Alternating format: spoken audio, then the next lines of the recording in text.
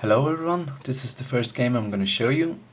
I'm rated 1016 at the moment and playing white. This rating is too high, I think, because in 5-minute and 10-minute games I'm around 900, and I just recently started to play 15-minute games, and yeah, this rating will drop soon, I think, but maybe not, we'll see. My opponent is rated 1319, and it was an interesting game. So I started out with e4, he played e5, I developed my knight to f3, and he has to defend his pawn, and he did it with his queen. I thought, what is this all about? I've never seen that before. So I just developed my bishop to c4. He played h6, maybe to prevent some attacks on the queen with my dark square bishop in the future.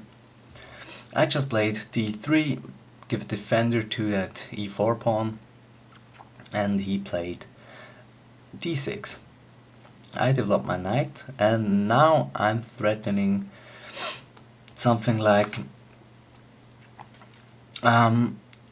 let's say, if he plays something like that, I can just play my knight to d5, attacking his queen, and he has to retreat it back, because otherwise here I would just take it. Here he would run into a nice fork. I'm getting his queen there, and if he goes somewhere like this, I would get this fork. He has to move his king, and I'm getting his rook, and yeah, that would be terrible. So as you see, after I played my knight to c3, he played his pawn to c6 to prevent that. I developed my bishop, my dark square bishop, to e3. He pins my knight down, and here I was thinking, yeah, I'm gonna castle queen side, so I don't care if he takes that knight there. I developed my queen to e2, so I can castle. He took, and I retake with my pawn. And I thought about, yeah, maybe this semi-open g file is a nice thing for my rook there. But he pushes his b pawn, attacking my bishop. I have to retreat it. And with his push to a5, I have to do something about this, because otherwise I would just lose my bishop. Let's say I would think, yeah, I'm going on that semi-open d file. What a nice move. He can just play his bishop down here, his pawn down here, and my bishop is like, where to go? Yeah, would be very nice. So yeah, of course I didn't do that. I played a3. He develops his knight. I castle, and now we see why, because now I can just retreat my bishop, and I stay on this nice diagonal, this open diagonal up to f7. He develops his knight, and here I thought, why not push the d-pawn? I mean, if he takes, I could just retake with my bishop, attacking his queen, and the bishop is protected by this rook. And yeah, I have these two diagonals for me, and yeah, maybe he could just play something like that. But yeah, I don't know what, but I just thought this would be nice. But he didn't do that.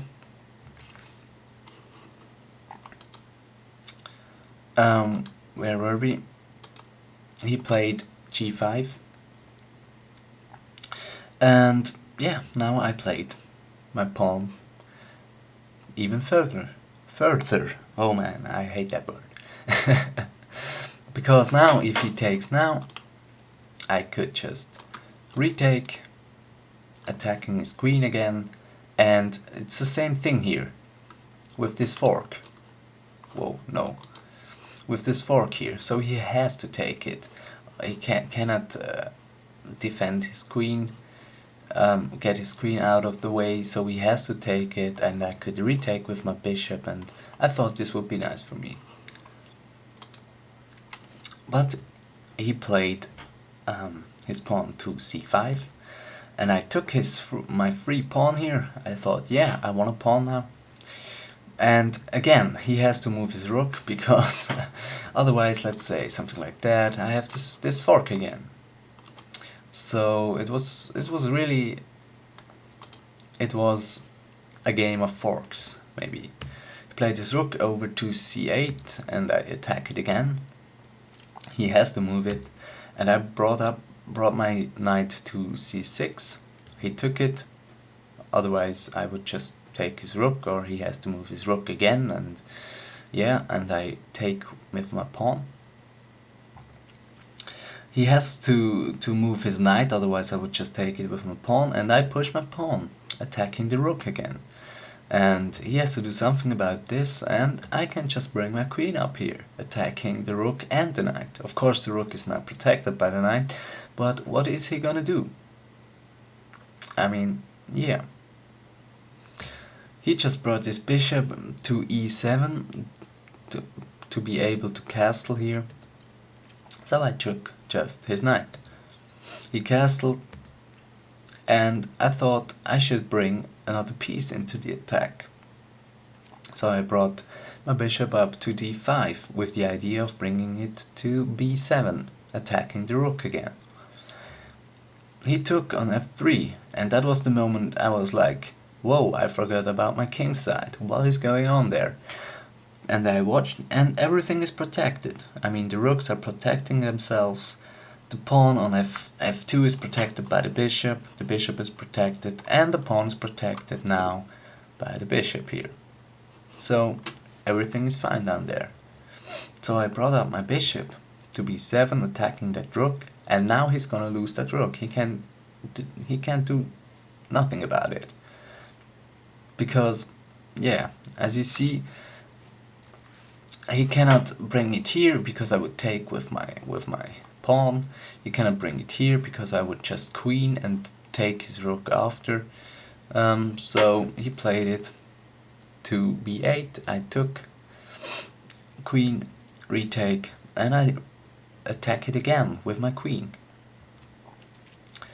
He pulls it back. I attack it again with my bishop.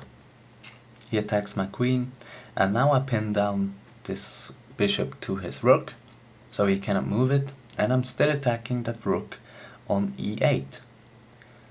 And he cannot defend it, because if he moves it, I'm just gonna take his bishop. Maybe he could just play something like this. Maybe he could. But this didn't happen. So he moved his king, and I took his rook. He takes my bishop, and this bishop up there is still pinned. He cannot move it. Now I thought what to do. I have to bring my other pieces into the attack, otherwise I cannot do any damage to him. So I just played rook up to d6, and now I'm threatening checkmate with queen.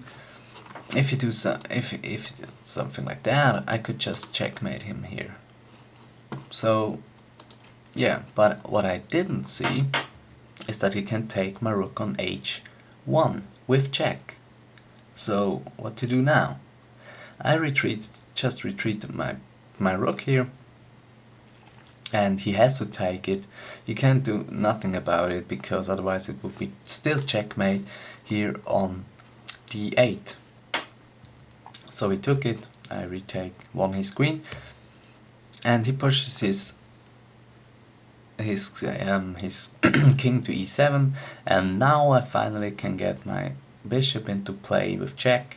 He has to move the king, I can take his bishop with check, and now this is a winning game. Of course I'm not that good at endgames, and yeah, I've had serious problems here to get a checkmate, and I have to get him a pawn back and finally get him the bishop back, but I just wanted an endgame with my queen and my king, because that's something I know how it works. And here's a critical position because I cannot take that pawn with my king, otherwise it would be stalemate. And yeah, I just wanted an endgame like that because I know how it works. I needed something about 20 moves for this checkmate. But I was proud of my game because I really liked that queenside attack here with this fork threats and this pawn advancing and yeah, this winning of the rook and everything. The sacrifice of the rook on h1, even if I didn't see that I'm sacrificing a piece, but yeah, it was worth it. It was worth it. So this was a nice game, and maybe I'll show you another one in the future. Yeah, maybe see you next time. Goodbye.